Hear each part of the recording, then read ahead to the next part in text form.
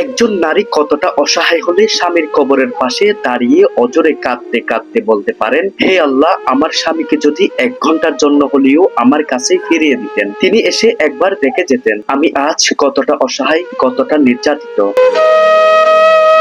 এই হৃদয় বিদারক ঘটনাটি ঘটেছে কক্সবাজার সদর উপজেলার বিয়ামখালী ইউনিয়নের চৌধুরীপাড়া এলাকায়।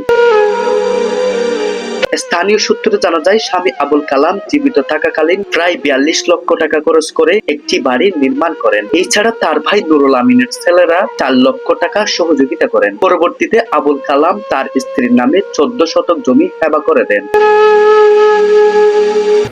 মারা যাওয়ার আগে ওনার যে পৈতৃক সম্পত্তি 39 করা বা 49 করার সম্পত্তি উনি পাবেন, উনি বউ নামে হেবা করে দিয়েছেন। এটা হচ্ছে সত্য ঘটনা। এবং যে বাড়িটা আছে ওই বাড়িটাও আপনার আবু কালাম করছে, 42 লক্ষ টাকা পর্যন্ত খরচ করছে। ওখানে প্রায় 4 লক্ষ টাকা বা প্লাস ওই বাইপোতরা দিছে করে পুরো বাড়িটাই, কিন্তু 42 লক্ষ টাকা খরচ করছে। কিন্তু স্বামীর মৃত্যুর পরে যেন বদলে যায় সবকিছু। অভিযোগ রয়েছে দেবর নুরুল আমিন এবং তার ছেলে আনিস আকিব মিলে একের পর এক নির্যাতন শুরু করেন।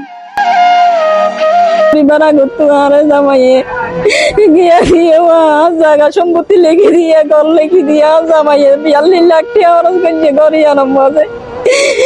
তারা আই মার ফেডার মাইন্ডার নাম করি চাই, ফেডার মাইন্ডার নাম করি ওরা আই তারা চাই। ইদারা আরো ওরা এত নির্যাতন 1 বছর মান সহ্য করি করি থাকি আই আজ সহ্য রুচি না গিয়ে আর ওরা অত্যাচার করছি। তারা সকালে রুমন বুকুন ডালা মারিয়ে যায়, বাথরুমও যাই না মারিবেন।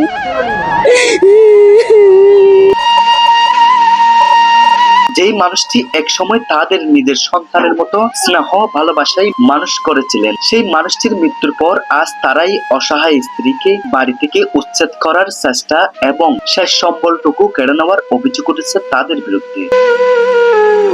ওরা চাচ্ছে আবু কালামের বউকে বাড়ি থেকে বের করে দেওয়ার, সম্পত্তিগুলো গ্রাস করার জন্য, আর কিছু না।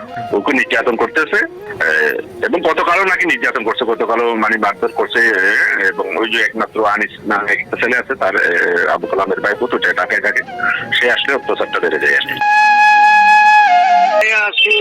আব্বাস চৌধুরী আছেন, এলাকার মানুষ প্রায় পাল ঘুরে আসছেন। তো ঠিক আছে, বিচার জিয়ান করছি, তো রাইট নিয়ে ওর ডকুমেন্টারি বিচার করছি। আরা তো তারা ঘরে বিয়া করতে সারি, তারা তো ন্যায়ভাবে করতে না।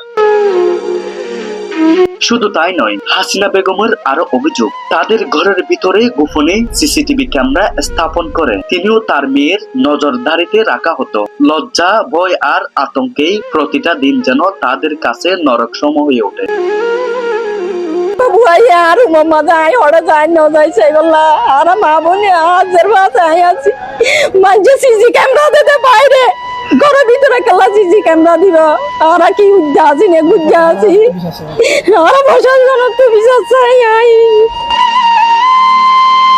দলিলটা কিন্তু সত্য ভাই, রাইট? দলিলটা ওকে দিছে ভাই, ওটা আবুল চৌধুরী আবুল সুলুয়াকে দিয়ে দিছে।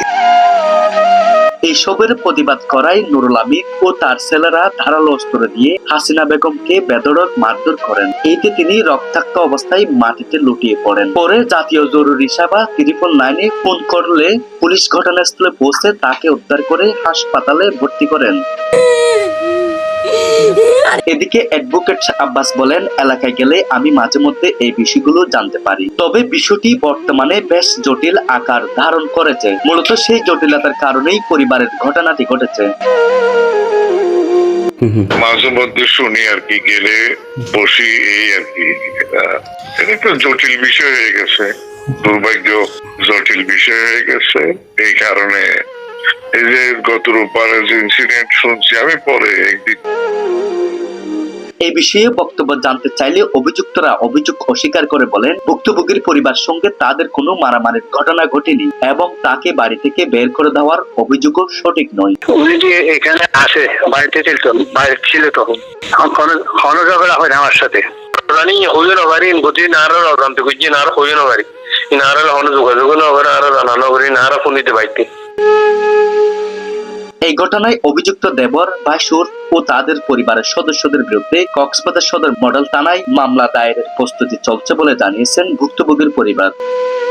অসহায় এই বিধবা নারীর একটাই আবেদন, তিনি নিরাপদে নিজের ঘরে বেঁচে থাকতে চান। স্থানীয় সচেতন মহলও ঘটনার সুষ্ঠু তদন্ত, অভিযোগ প্রমাণিত হলে দোষীদের বিরুদ্ধে আইনগত ব্যবস্থা এবং হাসিনা বেগমের নিরাপত্তা নিশ্চিত করার দাবি জানিয়েছেন স্থানীয়রা।